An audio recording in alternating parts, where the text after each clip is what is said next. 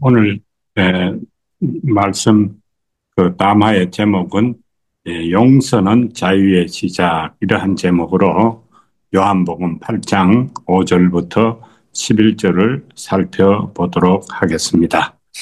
자유가 구원의 핵심입니다. 죽어서 천당 가는 것은 구원의 아주 작은 부분입니다. 성도인 우리는 흑인 영가를 부르는 사람들이 아닙니다. 흑인 영가는 노예를 부리기 위한 지배층의 신학일 수도 있어 조심할 부분입니다. 배경이 되는 누가복음 4장 18절 말씀에서 의사인 누가가 보여주는 구원관을 보겠습니다. 주의 성령이 내게 임하셨으니 이는 가난한 자에게 복음을 전하게 하시려고 내게 기름을 부으시고 나를 보내사 원통한 자에게 시원함을 포로된 자에게 자유를 눈먼 자에게 다시 보게 함을 전파하며 눌린 자를 자유케 하는 그런 구원을 누가복음 18장은 말합니다. 원통함으로부터의 구원, 경제적 자유를 얻는 구원, 신체적 자유, 눈먼 불편함으로부터의 구원, 정치적으로 억눌린 자의 자유를 얻는 구원에 대해서 생각해 봅니다. 원통과 가난과 질병과 억압으로부터의 구원을 말하는 이 누가복음 4장 18절 말씀을 지나서 오늘 본문 요한복음 8장 말씀으로 이렇게 나아가 봅니다. 예수님은 이 요한복음 8장에서 진리가 너희를 자유케 하리라는 유명한 자유의 구원을 말씀하십니다.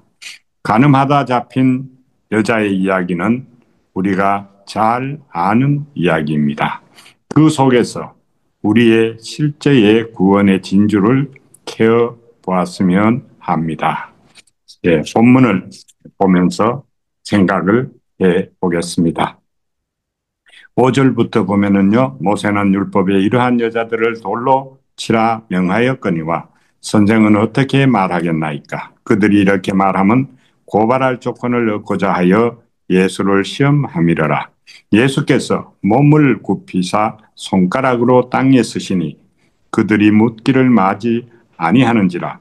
이에 일어나 이르시되 너희 중에 죄 없는 자가 먼저 돌로 치라 하시고 다시 몸을 굽혀 손가락으로 땅에 쓰시니 그들이 이 말씀을 듣고 양심의 가책을 느껴 어른으로 시작하여 젊은이까지 하나씩 하나씩 나가고 오직 예수와 그 가운데에 섰는 여자만 남았더라.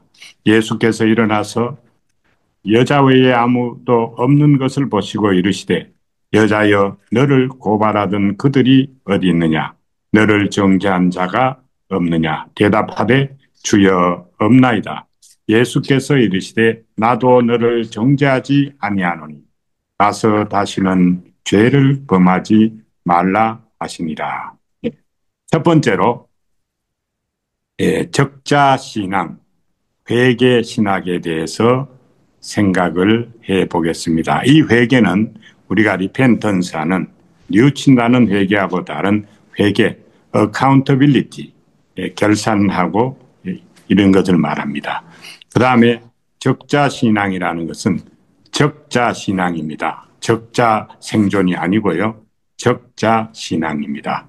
그래서 오늘은 회계신학, 결산신학, accountability와 메타노이아를 합쳐서 생각해 보겠습니다. 그래서 회개는 자유를 주는 이것을 생각해 봅니다. 본문에는 중요한 구절이 2번 나옵니다. 반복되는 단어는 중요하다는 뜻입니다. 그런데 오늘은 특이하게도 구절이 2번 나오는 성경의 아주 희귀한 표현입니다. 6절과 8절입니다. 이것은 아주 중요하다는 뜻입니다. 바로 몸을 굽혀 손가락으로 땅에 쓰시니 이 두 구절입니다. 적는 것은 신앙입니다. 기록은 구원입니다. 요즘 첨단 기술 시대에는 이것을 데이터베이스 솔루션 이렇게 부를 수 있을 것입니다. 그 적자생존이라는 말이 있는데요. 이것은 그런 적자생존이 아니고 적자, 쓰자, 쓰면은 생존한다, 적으면 생존한다. 그런 뜻이 되겠습니다. 쓰고 적는 것, 잘 적으면 생존하는 그런 적자 생존을 성경이 말하고 있는데 이것을 영어로는 accountability, 이것을 영어 의미로는 구원의 아주 중요한 부분으로 말하고 있는데 아마 한국에는 아직도 좀 덜 알려진 것 같이 느껴집니다. 손가락과 땅은 당시에 예수님의 컴퓨터와 키보드였습니다. 저도 요즘 나이가 들어서 기억으로는 좀 모자라서요. 기록으로 경영을 하고 이제는 기록하면서 삽니다. 그러다 보니까 기억보다는 기록이 훨씬 나은 것을 알게 됩니다. 벌써 하나님께서는 예전에 십계명을 쓰실 때 아예 돌비에 쓰셨습니다. 우리도 쓰고 기록하고 자료를 정리해야 한다. 그런 생각을 해 봅니다. 말하는 것보다 쓰는 것이 더 정답입니다.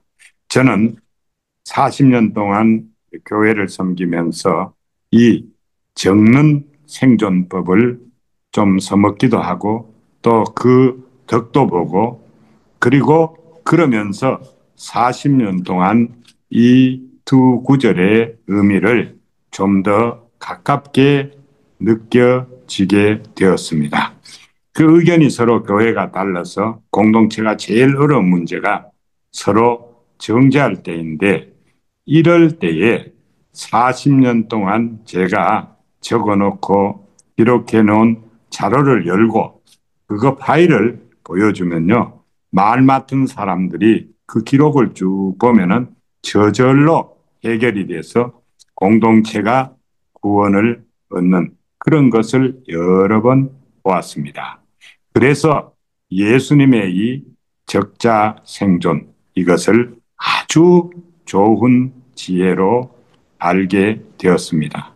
남을 정죄하고 무시하는 요란한 사람의 그 파일을 열어보면 그 사람은 자기의 모습이 드러나니까 자연히 조용해지고 공동체는 구원에 이르는 그런 것을 많이 보았습니다.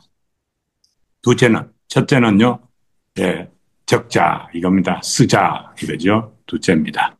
저는 적고 쓰는 것을 매일 성경을 40년을 했는데요. 매일 성경을 두 달에 한 번씩 나오는데 한 5권, 6권을 가지고 하루에 계속 썼어요. 쓰면서 많은 것을 얻었습니다. 그 다음에 두 번째로는요, 용서하자.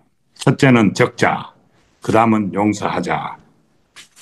자, 용서하자 이 부분은 쓰고 나서 나타난 세계가 성경은 이 용서의 세계를 보여주고 있습니다. 자신이 얼룩진 것을 알면은 용서는 쉬워집니다. 그래서 우리도 써보고 적어 보아야 합니다. 그 용서의 진수가 9절입니다. 9절을 보면요. 다 떠나갔습니다. 완전히 용서되었습니다. 그 완전 사면이라 그럴까요? 뭐 그런 세계를 여기서 볼 수가 있습니다. 그런데 누구를 용서해야 되느냐? 여기는 지금 용서받은 여자만 남게 되었잖아요. 참 신비한 장면이죠. 그렇게 기세등등하던 사람들이 다 사라져간 그런 신비한 장면을 우리가 보고 있는 겁니다. 그런데 실제로 우리가 용서를 좀 깊이 들어가면은 누구를 용서해야 하는가? 이 실제에 우리가 훈련을 생각해 볼 필요가 있습니다. 적어보면은요, 많이 적어보면요, 누구를 용서해야 되는지를 저절로 알게 됩니다. 그 첫째는 바로 자신입니다. 많은 사람들이 자신을 용서하기가 쉽지 않습니다. 자신의 약점을 잘 알기 때문에 그 얼룩에 그 프레임에 갇혀서 좌절로 세월을 보내며 다른 사람을 정죄하며 살기 쉽습니다. 자신의 무능, 자신의 연약함, 자신의 악함, 이것은 자신이 제일 잘 압니다. 실제로 우리 자신을 돌아보면요. 내가 집을 사면은 집값이 내리고, 내가 산 주식은 한없이 떨어지고, 내가 판 주식은 그 다음에 한없이 올라간 그런 무능한 자신도 용서하고 포용해야 하는 것입니다. 인생은 어렵다고 하지만요. 실제로 부정적인 마음을 이기고 이기적인 자아를 이기고 게으름을 이기고 안일함을 이기고 예를 들어 나쁜 습관을 이기면은 간단히 그런 대로 잘 살아갈 수가 있지만 그것도 못하는 것이 우리 자신이고 사람인 것입니다. 그러한 자신을 발견할 때 절망을 느낄 수밖에 없습니다. 그러나 이 무능하고 못난 자신부터 용서해야 하는 것을 성경을 잘 써보면은, 많이 써보면은, 기록해보면은 그 결론에 쉽게 도달하게 됩니다. 둘째는 나에게 해를 끼친 가해자를 용서해야 합니다. 이것이 주기도문의 정신입니다.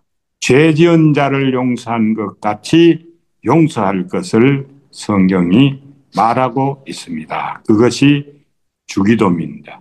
이것이 뭐냐면은 그 짐을 지고 살 필요가 없다는 것입니다.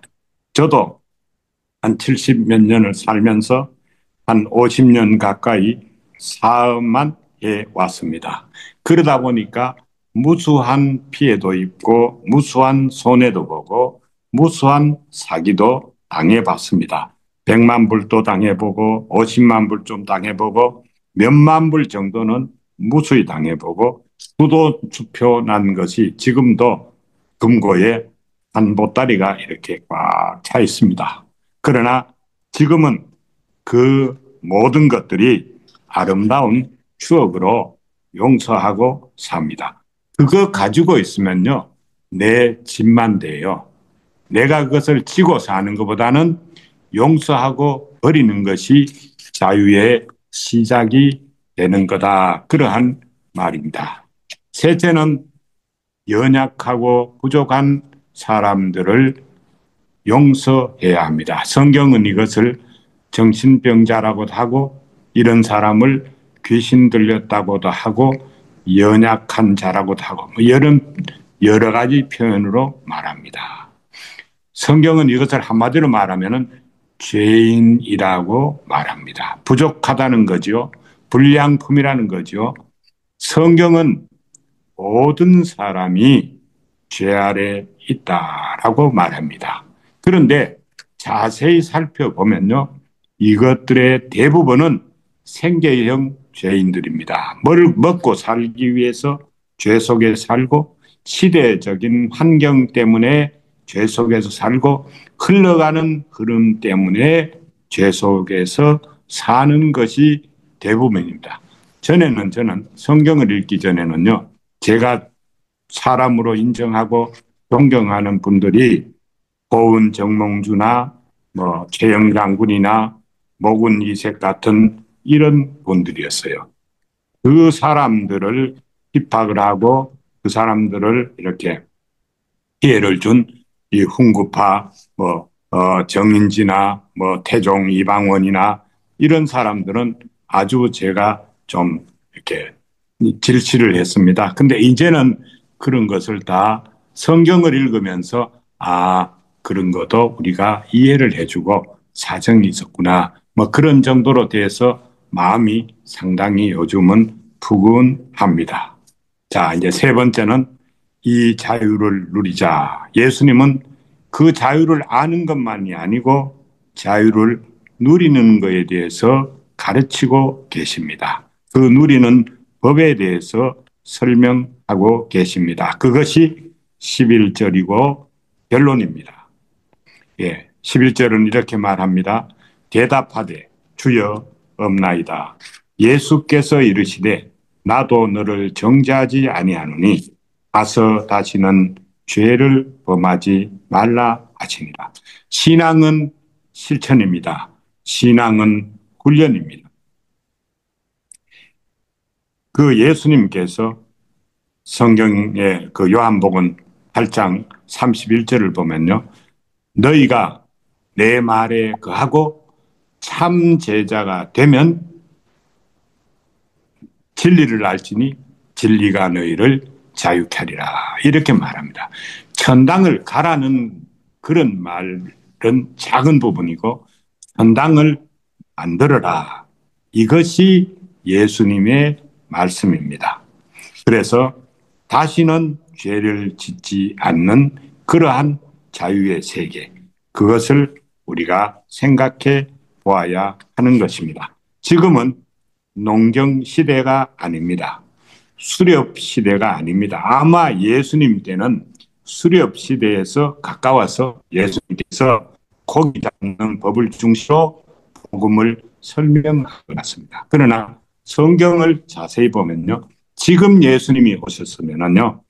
첨단 경제, 자유 경제 시대인 것을 보면은 예수님이 돈 버는 법을 직접 가르치시지 않았을까? 저는 그렇게 생각을 합니다. 많은 자유 중에, 누가복음이 말하는 많은 자유 중에서 제일 중요한 것이 오늘날은 경제적인 자유가 아니겠는가? 저는 그렇게 생각을 합니다.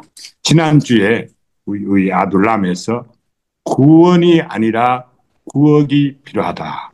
이런 진솔한 말이 정말로 참된 구원관이 아닌가 그렇게 생각을 합니다. 많은 사람들이 돈 필요 없다 그래. 그러나 가난하게 이렇게 살면서 고생하면서 부자들을 미워하거나 아니면은 실제로 돈이 필요한데 돈이 좋은데 그렇지 않다고 위선으로 사는 그런 것도 있을 수가 있다. 그러한 생각을 해봅니다. 그래서 우리는 솔직하게 우리의 문제, 구원이 아니고 구억을 말할 수 있는 그러한 진솔함이 있어야 안 되겠는가 그런 생각을 해봅니다. 돈을 잘 벌어서 깨끗한 돈을 벌어서 경제적 자유를 누리는 것, 이것이 수렵시대가 아니고 농경시대가 아니고 첨단 경제사회인 오늘날 성경을 해석해야 될 방향이 아닌가 그런 생각을 해봅니다. 원통함에서 불편함에서 깜깜함에서 가난함에서 벗어나는 자유를 얻기 위해서 용서를 배우는 이것을 생각해보고 기도하게 됩니다. 감사합니다. 이상입니다.